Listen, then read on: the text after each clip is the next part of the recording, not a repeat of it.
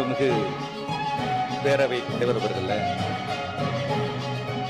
முதலாக இந்திய வரலாற்றில்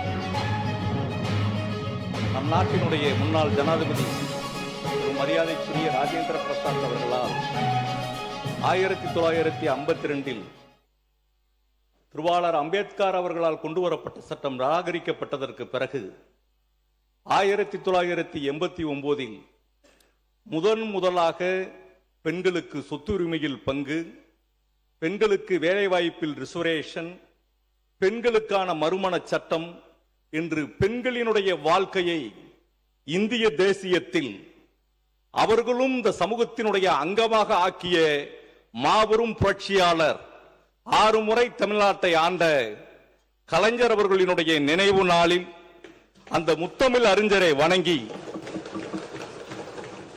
உலகமெல்லாம் எதிர்பார்த்த ஒரு மிகப்பெரிய விஷயம் இரண்டாவது உலகப் போர். அதற்கு பிறகு அதை போன்ற ஒரு போர் நடைபெற்றதில்லை. எல்லாரும் பேசப்படுகிற ஒரு பெயர் அடால்ஃப் ஹிட்லர். உலகமெல்லாம் அழிக்கப்பட்டு விடுமோ, இந்த மனித இனம் அடிமைப்பட்டு விடுமோ, உலகத்தை சூரியனே மறையாத பேரரசாக பார்த்த அந்த இங்கிலாந்து நாட்டு மக்கள் அடிமைப்பட்டு விடுவோமோ என்ற அச்சத்தோடு இருந்தபோது அந்த இரண்டாவது உலக வாரை டிக்ளேர் பண்ணி அனைத்து மக்களுக்கும் ஒரு நிம்மதியை கொடுத்தவர் வின்ஸ்டன் சர்ச்சில். அந்த வின்ஸ்டன் சர்ச்சில் அவர்கள் 1945 உலக போர் முடிந்ததற்கு பிறகு நடைபெற்ற தேர்தலில் கிளைமண்ட் அட்லி அவர்கள், அவர் ஒரு பாரிஸ்டர், அவர் பெரிய நிபுணர், அவர் வெற்றி பெற்று விட்டார். அந்த கொலிஷன் கவர்மெண்ட்ல துணை பிரதமராக இருந்தவர். அப்போது கிளைமண்ட் அட்லியிடம் ஒரு கேள்வி கேட்கப்பட்டது.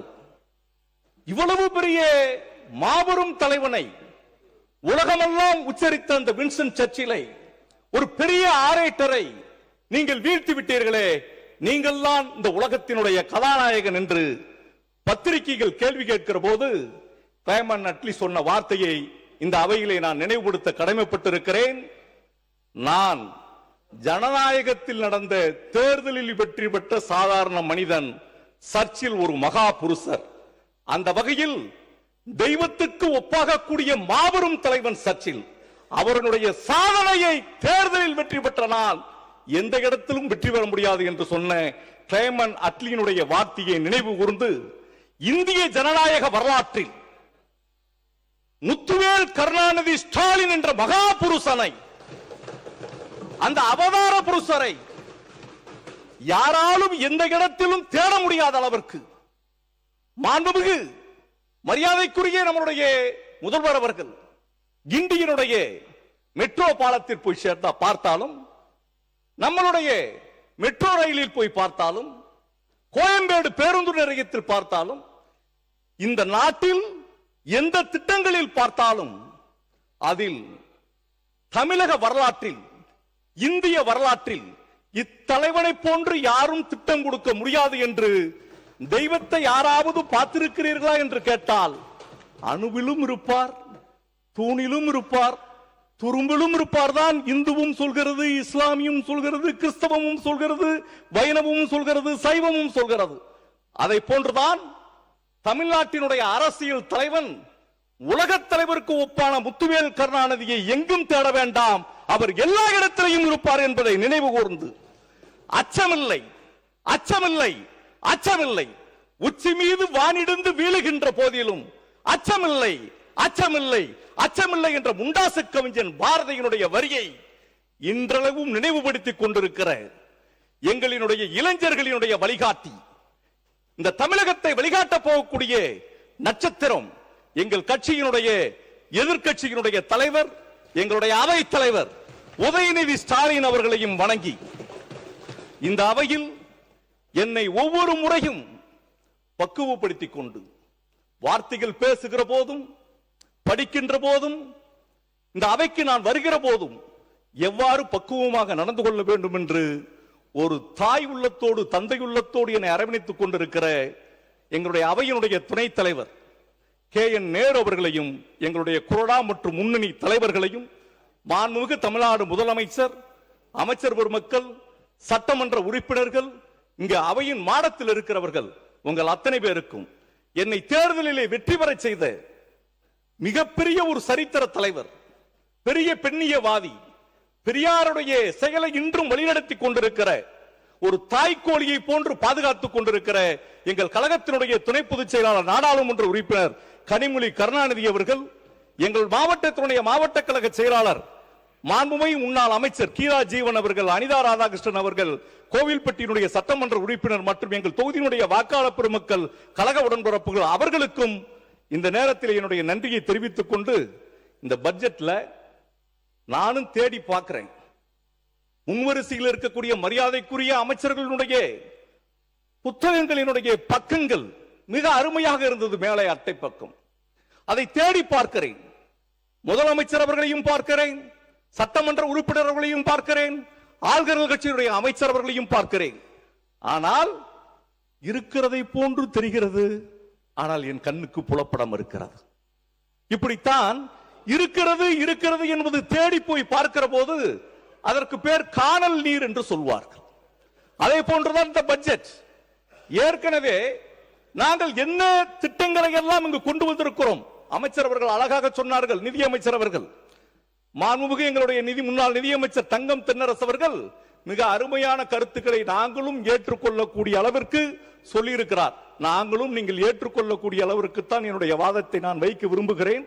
எங்களுடைய திட்டங்கள் அத்தனையும் நீங்கள் ஏற்றுக்கொண்டிருக்கிறீர்கள், அதற்காக நாங்கள் சந்தோஷப்படுகிறோம். உங்களுடைய பாசனத்துறையினுடைய அமைச்சர், உங்களுடைய அக்ரிகல்ச்சருடைய மினிஸ்டர், உழவர் பெருமகளுடைய இந்த திட்டத்தை இந்த பட்ஜெட்ல கொடுத்தார். சுழன்றும் ஏற்பின்பது உலகம், உழந்தும் உழவே தலை என்ற வள்ளுவனினுடைய வாக்குக்கேற்ப உழவு தொழிலுக்கு பின்னால் தான் அனைத்து தொழிலுக்குமே செல்கிறது. அந்த அளவிற்கு உழவு தொழிலில் எவ்வளவு சிறப்புகளை இந்த ஆட்சி கொண்டு வந்திருக்கிறது என்பதை நீங்கள் எடுத்து உங்களுடைய பக்கங்களை எல்லாம் வரிவிடாமல் நான் படித்து பார்த்தேன். அதுல நாங்க நுண்ணீர் பாசனம் சொல்லி எங்களுடைய அமைச்சர் MRK அவர்கள் பட்ஜெட்ல, நம்மளுடைய வேளாண்மை பட்ஜெட்ல அவர் வாசிக்கிறார். அவருடைய பக்கத்தையும் எடுத்து பார்த்தேன். 1183 கோடி ரூபாய் பணம் ஒதுக்கீடு பண்ணியிருக்கிறாங்க. 3 லட்சம் ஏக்கர் பாசன பரப்பளவு அது பயன்பெறும் என்று சொல்லி இருக்கிறார். ஆனா உங்களுடைய பட்ஜெட்ல 735 கோடி ரூபாய் அதுக்கு நிதி ஒதுக்கீடு செய்திருக்கிறீங்க. ஒன்னு குறையும் ஒன்னுல கூடும். அதில் நீங்க துளி துளியாய் திட்டம், நுண்ணீர் பாசனம் துளி துளி என்னன்றா பார்த்தேன். அவர் என்ன சொல்லி இருக்கிறார், இவர் என்ன சொல்லி இருக்கிறார், எப்படி டெரிவேட் பண்றது, எப்படி கம்பேரிசன் பண்றதுன்னு சொல்லி அவர் சொன்ன விஷயம் drip irrigation, tube irrigation, sprinkler irrigation, sprayer irrigation. இதுதான் நுண்ணீர் பாசனம். இவங்களுடைய ஏதாவது துளி துளியா என்று சொன்னா வித்தியாசமாக இருக்குமோ அப்படின்னு பார்த்தா அதே விஷயம்தான் அதிலும் கொடுக்கப்பட்டிருக்கிறது. 1 லட்சம் ஏக்கர் மட்டும்தான் அதில் குறைவாக இருக்கிறது, வேற ஒண்ணுமே இல்லை. அதுக்கடுத்து பனை பாதுகாப்பு இயக்கம் நீங்க கொடுத்திருக்கிறீங்க. முன்னாள் அமைச்சர் கொடுத்திருக்கிறது பனை மேம்பாட்டு இயக்கம். ஏதோ ஒரு பெயர் மாற்றங்கள் எது இருந்தாலும் கூட இந்த விஷயங்களை எல்லாம் நீங்கள் எடுத்துக்கொண்டீர்கள். ஏன் மெயின் பட்ஜெட்டுக்கு போகாம அக்ரிகல்ச்சர் பட்ஜெட்டுக்கு போறேன்னா ஒரு விஷயத்தை நீங்க நல்லா புரிஞ்சுக்கிடணும். மாண்புமிகு அமைச்சர் அவர்கள் 10 கோடி ரூபாய் மண்புழு உரம் தயார் பண்ற கேபிட்டல் எக்ஸ்பெண்டிச்சருக்காக ஒதுக்கி இருக்கும்னு சொல்லிக்கிறீங்க. அதே கேபிட்டல் எக்ஸ்பெண்டிச்சரை மண்புழு உரம் தயார் பண்றதுக்காக போன ஆட்சியிலையும் ஒதுக்கி இருக்கிறார். நான் கேட்கிறேன், மாற்றத்திற்கான அரசு என்று நீங்கள் சொன்னீர்கள். இந்த நாடு எவ்வளவோ கனால் இரிகேஷன், எவ்வளவோ dam irrigation, WRD tank irrigation, tube irrigation என்று பல்வேறு இரிகேஷன். ஆனா எங்க ஊரு ரெயின்ஃபெட் இரிகேஷன். மாண்புமிகு நிதியமைச்சருடைய முன்னாள் நிதியமைச்சர் தங்கம் தென்னரசு அவர்களுடைய ஊரு ரெயின்ஃபெட் இரிகேஷன். எங்க ஊர்ல நாங்கள் எந்த விதமான பயிர்களை செய்கிறோம், ஸ்டேட் ஈக்குவலைசேஷன் ஃபண்ட்ல இவங்களுக்கு என்ன இரிகேஷன் இருக்கிறவங்களுக்கு கொடுக்குறீங்க, எங்களுக்கு என்ன கொடுக்க போறீங்கன்னு சொல்லி அதை ஒரு ஈக்குவாலிட்டியா எங்களுக்கு ஏதாவது சலுகைகள் செஞ்சு கொடுப்பீங்கன்னு உங்க பட்ஜெட்ல பார்த்தேன். ஒண்ணுமே இல்லை. இந்த மண்புழு உரத்துக்கு வர்றேன். டிஏபிக்கு சப்சிடிஸ் மட்டும் 63,000 ரூபாய் ஒரு டன் டிஏபிக்கு. ஒரு டன் யூரியாவுக்கு சப்சிடி 35,000 37,000 ரூபாய். நான் கேட்கிறேன், இந்த மாடு விற்கிறவங்க, ஆடு மேய்க்கிறவங்க, கோழி வச்சுக்கிறவங்க, எங்க நேரம் என்ன மாதிரி மாடுகளையே வச்சு அந்த உரத்தை போட்டு விவசாயம் பண்றவங்க, இவங்கெல்லாம் தயார் பண்ற இந்த உரத்திற்கு ஏதாவது சப்சிடிஸ் நீங்கள் போட்டிருப்பீங்களா? இவங்களுக்கு ஏதாவது உதவி பண்ணி இருப்பீங்களான்னு உங்களுடைய பட்ஜெட்ல பார்த்தேன். மாற்றங்களை கொடுக்க வேண்டும் என்றுதான் நீங்கள் சொன்னிருக்கிறீர்களே வெளியே எந்த மாற்றமும் இல்லை. இங்க இருக்கக்கூடிய மாடி தோட்டம் அங்க இருக்கக்கூடிய பூந்தோட்டமாக இருக்கிறது. இங்க இருக்கக்கூடிய அவகோடா பழம் அங்க இருக்கக்கூடிய பட்டர் ஃப்ரூட்டாக இருக்கிறது. இந்த பெயர் மாற்றம் மட்டும்தான் உங்களுக்கு இருக்கிறது. மக்கள் எதிர்பார்த்தார்கள். கடந்த முறை ஆட்சி, எங்கள் ஆட்சி நிறைவேற போகிற நேரத்தில் நான் இதே அவையிலே கேட்டேன், ஸ்டேட் ஈக்குவைசேஷன் ஃபண்டில் 10,000 ரூபாய் மானம் பார்த்த பூமியில் இருக்கக்கூடிய விவசாய பெருங்குடி மக்களுக்கு இந்த அரசு அடுத்த முறை ஆட்சி பொறுப்புக்கு வந்து கொடுக்க வேண்டும் என்று நினைத்தேன். மக்கள் எங்களுக்கு கொடுக்கவில்லை. நீங்கள் விவசாய கடனை நாங்கள் முழுமையாக தள்ளுபடி பண்ணுவோம், நெல்லுக்கு ஆதார விலையாக 3,500 கொடுப்போம், கரும்புக்கு ஆதார விலையாக 4,500 கொடுப்போம், குதிரைவாளி, திணை, வரகு, பனிவரகு போன்ற மைனர் மில்லட்ஸ்க்கெல்லாம் நாங்க சப்சிடிஸ் பணம் கொடுப்போம், பல்சஸ்க்கு 2 மடங்கு விலை கொடுப்போம், மக்காச்சோளத்திற்கு குவிண்டாலுக்கு 500 ரூபாய் நாங்க பணம் கொடுப்போம். எப்படி உங்களுடைய வரி வரியாக 317 கோரிக்கைகளில் எங்கள் பகுதியில் பார்த்திருக்கக்கூடிய விவசாய மக்கள் நீங்கள் இரட்டிப்பாக 100 ஏக்கர் விவசாயம் வைத்தாலும் முதலமைச்சர் அவர்கள் இதற்கு முன்னால் இருக்கிற போது நாகப்பட்டினத்தில் பேசியிருக்கிறார்கள். விவசாயி என்றால் 1 ஏக்கர் விவசாயம் செய்திருக்கிற விவசாயி தான், 100 ஏக்கர் விவசாயம் பண்ணிருக்கிற ஒரு விவசாயி தான், எல்லாருக்கும் ஒரே மாதிரி தானே இந்த விவசாய கடன் தள்ளுபடி விடும் என்ற கேள்வியை அவர் வைத்திருக்கிறார். அதனாலே மாண்புமிகு முதலமைச்சர் அவர்கள் எங்கள் ஆட்சியில், எங்கள் தானை தலைவனுடைய ஆட்சியில், தமிழ்நாடு போற்றுகிற உத்தம தலைவனுடைய ஆட்சியில் நீங்கள் தேடுகிறீர்களே, இதயமெல்லாம் நிறைந்திருக்கிற மக்களினுடைய கனவுநாயகன் முத்துவேல் கருணாநிதி ஸ்டாலினுடைய ஆட்சியில் ஏறக்குறைய 24,000 கோடி 5 ஏக்கர் நிலத்திற்கு தள்ளுபடி, 5 பவுன் நகைக்கு தள்ளுபடி, சுய உதவி குழுக்கள் கடன் பெற்றிருக்கிற கடனுக்கு தள்ளுபடி என்று மொத்தம் 24,000 கோடியை நாங்கள் பல்வேறு கடன்களில் வரவு வைத்து தள்ளுபடி வைத்திருக்கிறோம்.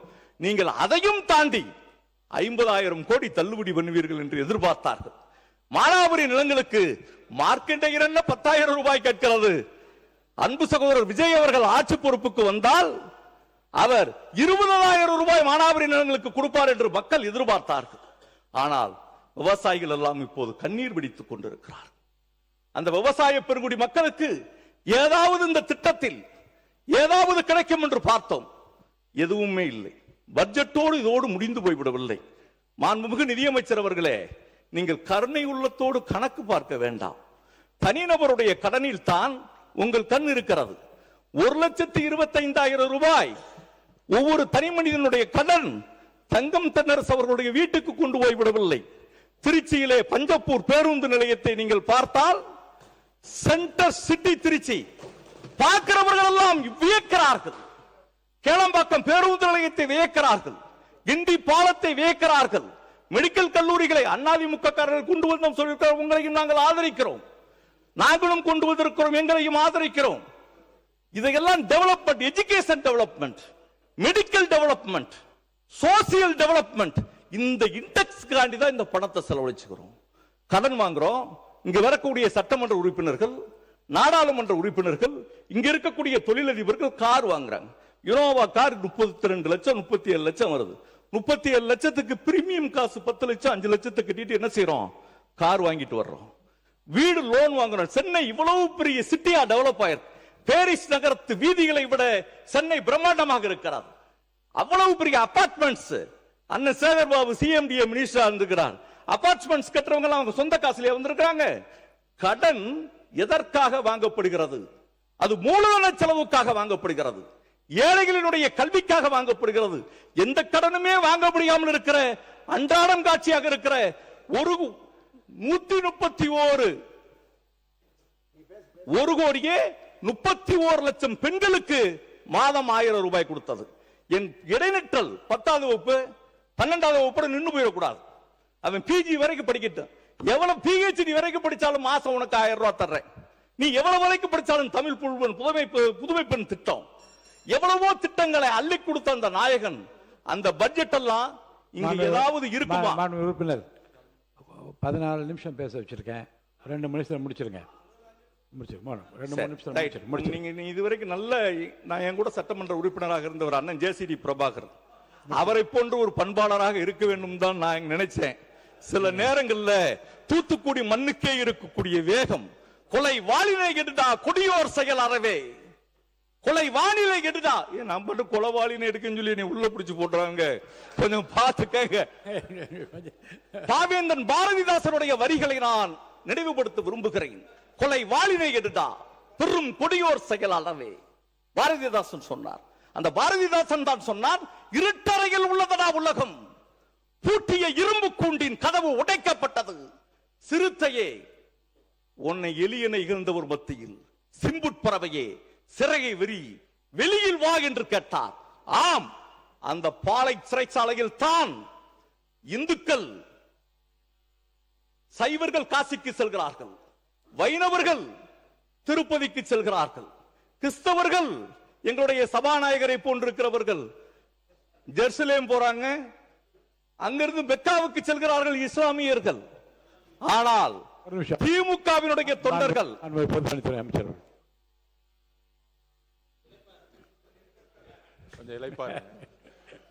மாண்புமிகு பேரவைத் தலைவர்களே, பாரதிதாசனுடைய கோட்டை சொன்னார் அவரு வரிகளை. எங்களுடைய மாண்புமிகு முதலமைச்சருடைய ஆட்சி 2026க்கு வருவதற்கு முன்பு அதே பாரதிதாசன் கவிதைகள் வரியில் எங்களுடைய பிரச்சாரம் இருந்தது. ஓடப்பனாய் இருக்கும் ஏழையப்பன் உதயப்பன் ஆகிவிட்டால் ஓர் நொடிக்குள் ஓடப்பன் உயரப்பன் எல்லாம் நிலைமாறி ஒப்பப்பர் ஆகிவிடுவார். இதுதான் எங்களுடைய ஆட்சி. தொடருங்க. மகிழ்ச்சி, நீங்கள் பாரதிதாசனை மதித்திருக்கிறீர்கள். அதனால்தான் சிறை கதவுகளுக்கு பின்னால் மீண்டும் இந்த அவையிலே நான் வந்து பேசுவதற்கான ஒரு பெரு வாய்ப்பு கிடைத்திருக்கிறது. எங்கள் தானை தலைவன் 1965 வருடம் இந்திய எதிர்ப்பு போராட்டத்திலே 58 நாட்கள் அந்த பாலை சிறையில் இருந்திருக்கிறார்களே, அதைத்தான் திமுகவில் இருக்கிறவர்கள். ஒரு நிமிடத்தில் முடிச்சிடுறேன் ஐயா. ஐயா அமைச்சர் பேசுறீங்க. மாண்புமிகு பேரவைத் தலைவர் அவர்களே, மாண்புமிகு உறுப்பினர் அவர்கள் அவர் ஏதோ சிறை கதவுக்கு பின்னால் இருந்து வந்ததாக தெரிவித்தார். வழக்கு நிலுவையில் இருக்கும்போது அதை பத்தி பேச வேண்டாம் என்பது. அது போக மேலும் ஒரு விஷயம், மாண்புமிகு உறுப்பினர் அவர்கள் வந்து இந்த அவை குறித்தும் முதலமைச்சர் குறித்தும் பொதுவெளியில் கடந்த மாதம் அவதூறாக மோசமாக பேசியிருந்தார். அது குறித்து முதலமைச்சர் குறித்தும் இந்த அவை குறித்தும் தேவையற்ற பேச்சுக்கள் அவர் பேசியதால் அவர் மீது நடவடிக்கை எடுக்க வேண்டும் என்று தங்கள் வாயிலாக கேட்டுக்கொள்கிறேன்.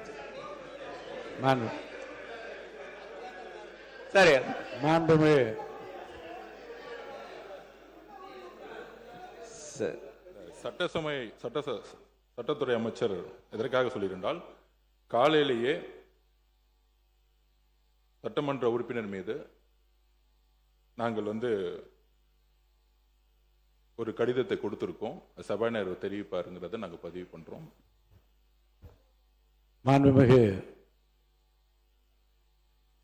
பொதுப்பணித்துறை அமைச்சர் காலையில் என்னை சந்தித்து, மாண்புமிகு சட்டமன்ற உறுப்பினர் வெளியில் பேசிய பேச்சு அவையின் மாண்பை குறைப்பதாகவும் அச்சுறுத்தல் விளைவிப்பதாகவும், அது சட்டமன்ற மாண்பினை குறைப்பதாக இருப்பதாகவும் அவர் மீது நடவடிக்கை எடுக்க வேண்டும் என்று ஒரு கடிதத்தை அவர் கொடுத்திருக்கிறார். அவர் மட்டுமல்ல, மாண்புமிகு உறுப்பினர் அவர்கள் இங்கே அவையில் ஒரு சிறப்பான கருத்துக்களை நல்லா பேசிக் கொண்டிருக்கிறார். ஆனால் வெளியில் ஒரு பொதுக்கூட்டத்தில் அவருடைய பேசிய பேச்சை அனைவரும் ஊடகங்களில் நீங்கள் பார்த்திருப்பீர்கள். அந்த பேச்சு முடிந்தவுடன் அந்த வன்முறை பேச்சுக்காக அவர் மீது நடவடிக்கை எடுக்க வேண்டும் என்று பொதுமக்கள் பல பேர் பேரவைத் தலைவர் முறையில் எனக்கு கடிதமும் எழுதியிருந்தார்கள். தொலைபேசி மூலமாகவும் எப்படி நீங்கள் சும்மா இருக்க முடியும் என்றெல்லாம் கேட்டார்கள். நிருபர்கள் பத்திரிகையாளர் கேட்கிற போது கூட இந்த வளாகத்திற்குள்ளே நடந்த சம்பவங்களிலே என் அனுமதி பெற்று கைது செய்யப்படுவது எப்படி என்பதை பற்றியெல்லாம் விளக்கமாக நான் தெரிவித்தேன். ஆனால் இதில் மிகவும் மனமும் வருந்துகிற ஒரு செய்தி என்ன என்றால், மாண்புமிகு உறுப்பினர் இந்த அவையில் இப்போது எல்லோரும் ஆளுங்கட்சியை சேர்ந்தவர்கள் எல்லாரும் ரொம்ப உன்னிப்பாக அவருடைய பேச்சை ஆர்வமாக கேட்கக்கூடிய அளவுக்கு இங்கே தரமான ஒரு பேச்சாக பேசுகிறார் என்று பார்த்து கொண்டு இருக்கிறோம். ஆனால் வெளியில் அவர் பேசிய பேச்சு என்பது என்னை போன்ற உங்களை போன்ற அனைவருடைய மனதிலே வருத்தத்தை ஏற்படுத்தியது. என்ன சொன்னார்னா, சட்டமன்றத்துக்குள்ளே வச்சு பார்த்துக்கிறோம்டா, நாங்கள் என்ன கோமாளி பயன் நினச்சிட்டு இருக்கியா? சட்டமன்றத்தில் நாம் பயந்து ஓடணுமா? பேய் அடித்த மாதிரி சட்டமன்றத்தில் உட்கார்ந்துக்கிட்டு இருந்த தமிழ்நாட்டினுடைய முதலமைச்சர் கொத்து பரோட்டா இருங்க படிக்கிற கொத்து பரோட்டா போல. என்னடா கொத்து பரோட்டா? உன்ன மாதிரி ஆயிரக்கணக்கான இருங்க கொஞ்சம் இருங்க சார், எவ்வளவு எவ்வளவு கேவலமா பேசினேன். இவன் மந்திரிகள் அத்தனை பேரும் குற்றவாளிகள், இவன் தான் ஊழலுடைய மொத்த உருவம் தமிழ்நாடு முதலமைச்சர். இதுதான் அவருடைய பேச்சினுடைய ஒரு சாராம்சம். நான் என்ன சொல்றேன், இருங்க, இது குறித்து ஏற்கனவே வழக்கு பதிவு செய்யப்பட்டு வழக்கு நீதிமன்றத்துக்கு உள்ள நான் போகல. அதில் எந்த காலகட்டத்தில் பேசினார், எதுக்காக பேசினார் என்பதை பற்றியால் நான் விவாதிக்க விரும்ப, அது முறையும் அல்ல.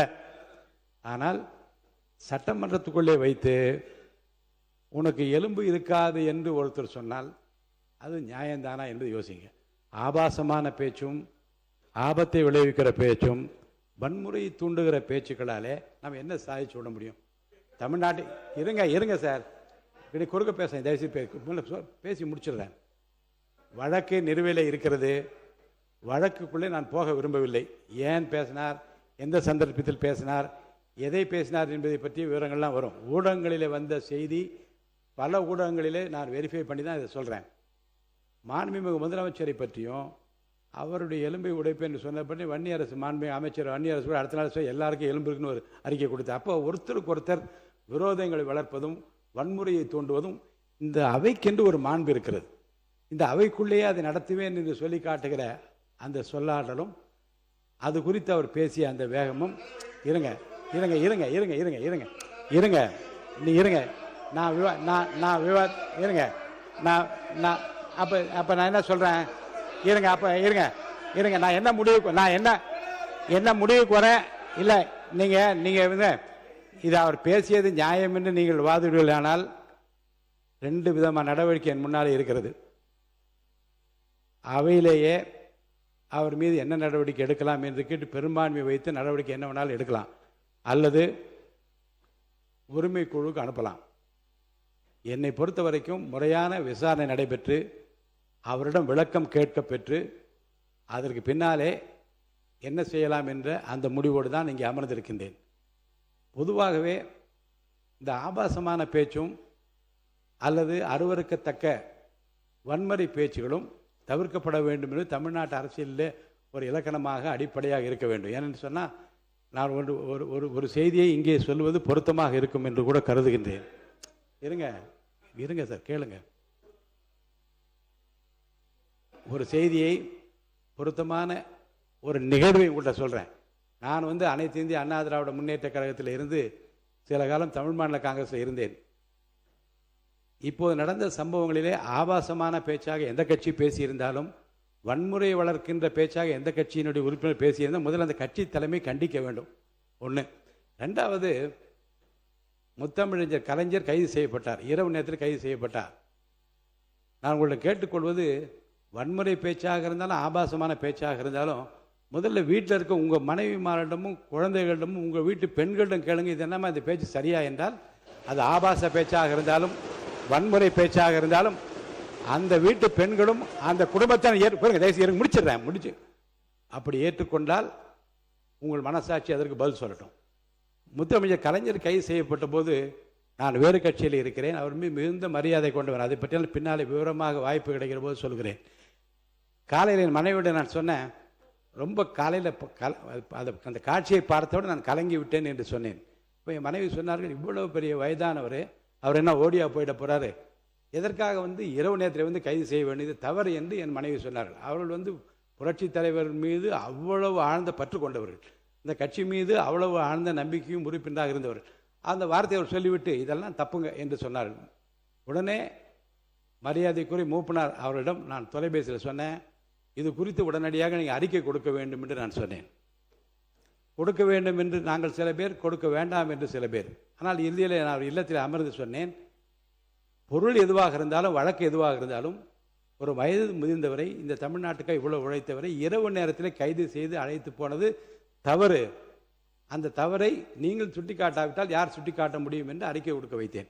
இதை நான் சொல்வதற்கு காரணம் என்ன என்று சொன்னால், தவறு எங்கே நடந்தாலும் அந்த கட்சி தலைமை கண்டிக்க வேண்டும். அதுவும் வன்முறை வளர்க்கிற பேச்சாக இருந்தால் அதுக்கு அவர் கண்டிப்பை தெரிவிக்க வேண்டும். அதே போன்று குறிப்பாக தமிழ்நாட்டு அரசியல் இந்திய நாடே இன்றைக்கு பார்த்து கொண்டே இருக்கிறது. இங்கே இருந்து தான் கண்ணியமும் கௌரவமும் பாரம்பரியம் நம்முடைய பண்பாடும் இன்று இந்தியா மொத்தம் கொஞ்சம் கொஞ்சமாக நம்மை பற்றி மக்கள் தெரிந்து கொண்டு ஊடகங்கள்லாம் வளர்ந்து வருகிற போது நாம் யார் என்பதை இந்திய நாடே பார்த்து கொண்டிருக்கிற நிலையில் ஆபாச பேச்சுக்களை தவிர்க்க வேண்டும், வன்முறை தவிர்க்க வேண்டும்.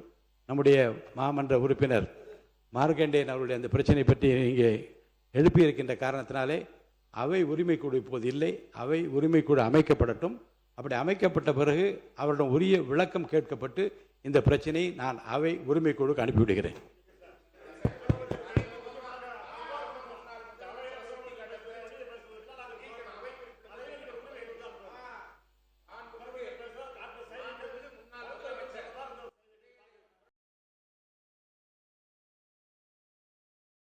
என்ன என்ன என்ன என்ன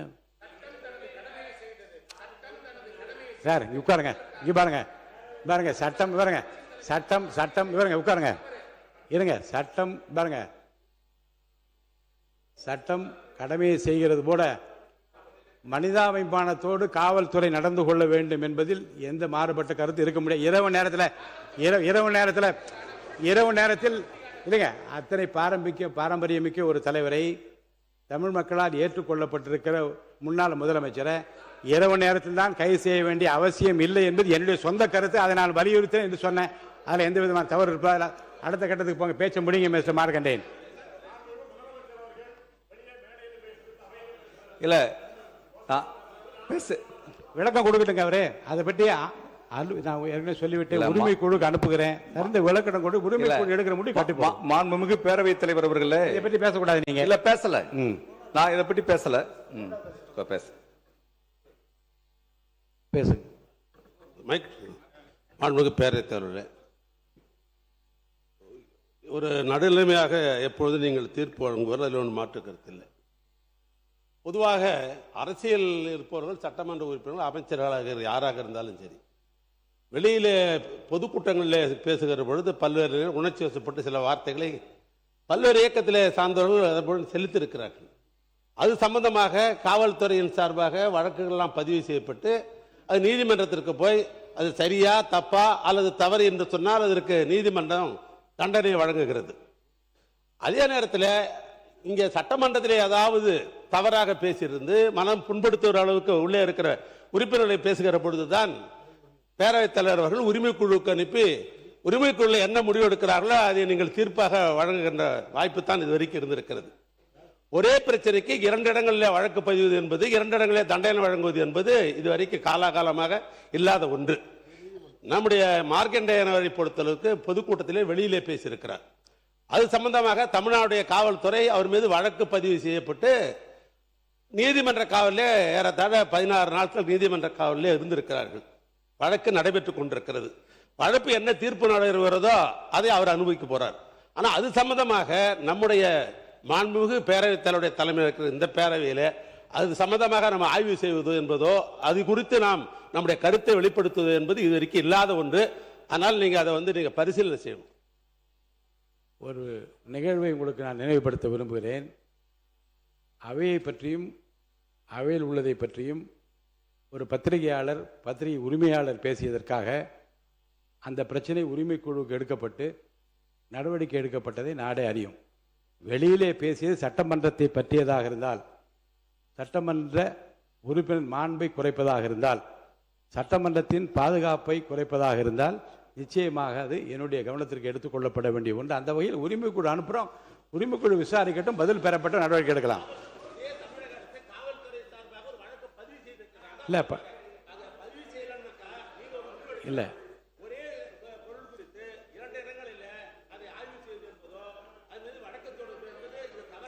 இல்லைங்க, அது வெளியிலே நடந்த வன்முறை பேச்சுக்கு காவல்துறை எடுத்திருக்கிற நடவடிக்கை வேறு. இங்கே நாம் எடுக்கிற நடவடிக்கை இந்த சபையின் மாண்பை குறைக்கின்ற வகையில் உறுப்பினர் பேசியிருக்கிறாரா இல்லையா என்பதை பற்றி மட்டும்தான் என்னுடைய ஆய்வுக்கு உட்படுவது. மாண்பு உறுப்பினர் வெளியே பேசிய பேச்சு இந்த சபையின் மாண்பையும் சபையின் பாதுகாப்பையும் உறுப்பினரின் பாதுகாப்பையும் பற்றியது. உரிமை குழுக்கு அனுப்பிவிடுகிறேன், அங்கே விசாரணை நடைபெறட்டும், முடிவு வரட்டும். அதில் எந்த விதமான மாற்றமில்லை. மாண்பு உறுப்பினர் நீங்க இதை பற்றி பேச உங்க பேச்சை முடிக்கலாம். இதை பற்றி பேசல, நான் என்னுடைய பேச்சினுடைய தொடர்ச்சியை தான் நான் பேசுகிறேன். இருந்தாலும் கூட மாண்புமிகு பேரவைத் தலைவருடைய உங்களுடைய அட்வைஸ், எங்களுடைய மாற்றான் தோட்டத்து மல்லிகைக்கும் மனம் உண்டு என்ற மிகப்பெரிய வரிகளுக்கு சொந்தக்காரர் பேரறிஞர் அண்ணா. பெரியார், பேரறிஞர் அண்ணா, முத்தமிழறிஞர் கலைஞர், புரட்சித் தலைவர் எம்ஜிஆரினுடைய மடியில் விளையாடி அரசியல் படித்து மாபெரும் ஆலமரமாக இருக்கிற எங்கள் கட்சியினுடைய தானை தலைவர் முத்துவேல் கருணாநிதி ஸ்டாலின் அவர்களை சந்திக்கிற போது மார்க்கண்டேயன் முதலமைச்சர் எது பேசியிருந்தாலும் கூட நீங்கள் முதல்வரை இவ்வளவு தடிமையான வார்த்தைகளால் பேசியிருக்க கூடாதுதான் என் தலைவர் எனக்கு அறிவுறுத்தினார். அதை போன்று என்னை சிறைச்சாலைகளை பார்க்க வருகிற போது எவ்வளவு மாற்று அரசியல் கருத்துக்கள் இருந்தாலும் கூட எங்களுக்கு எதிர்க்கட்சியினுடைய தலைவர் மிகப்பெரிய போராட்டக்காரத்துக்கு சொந்தக்காரர், ஈட்டியே இதயத்தில் பாய்ந்தாலும் அதை எடுத்து விட்டு ஓடுகிற வல்லரசுக்கு சொந்தக்காரர் உதயநிதி ஸ்டாலின் என்னை சிறைச்சாலைகளை பாளையங்கோட்டைகளை பார்க்கிற போது நீங்கள் முதலமைச்சரை இந்த அளவுக்கு பேசியிருக்க வேண்டாம் என்பது தான் சொன்னார்.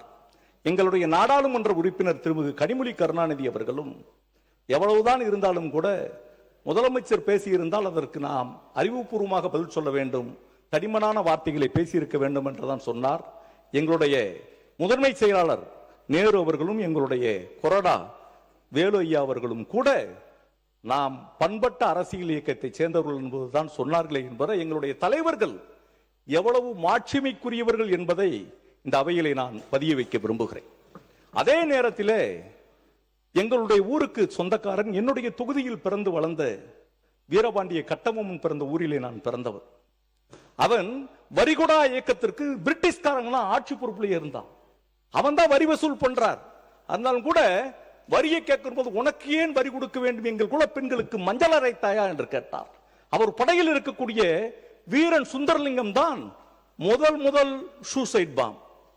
எங்கள் ஊரில் இருக்கக்கூடிய வாவு சிதம்பரனார் தான் பிரிட்டிஷ்காரர்களுக்கு எதிர்த்து வணிக கப்பலை நடத்தி இருக்கிற போது பேசஞ்சர் கப்பலையும் நான் நடத்துவேன் என்று இந்த ஃப்ரீடம் ஃபைட்டர் ட்ரேட் மூலியமாக கொண்டு போராட்டக்காரத்துக்கு சொந்தக்காரர். எங்கள் ஊர்ல தான் மனித ஜாதியாக மனிதர்கள் தான் இருக்க முடியும் என்பதை தெரிந்த முண்டாசு கவிஞன் பாரத். நன்றி சொல்லி முடிங்க போதும். குருவிகள் என்ற ஜாதி என்று சொன்னான். அந்த சுத்தி வட்டாரம் புல்லா பவர்ஃபுல் எனர்ஜெட்டிக் லீடர்ஸ் வாழ்ந்த அந்த கரிசல் கந்தக பூமியில் இருக்கிற நான் இந்த அவையினுடைய கதவுகள் பூட்டப்படும் என்று சொன்னபோது என்னை அறியாமல் வந்த வார்த்தைகளுக்கு நீங்கள் அருள் கூர்ந்து அதை மறந்துவிட வேண்டும் என்று கேட்டு நிறைவு செய்கிறேன். வணக்கம். பேரவையின் இன்றைய நிகழ்ச்சிகள் இத்துடன் முடிவுற்றன.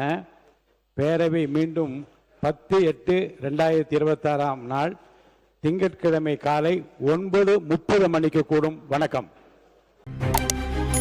செய்திகளை உடனுக்குடன் தெரிந்து கொள்ள உங்கள் கரம் டிவியை சப்ஸ்கிரைப் செய்யுங்கள். அதோடு பெல் பட்டனையும் கிளிக் செய்யுங்கள்.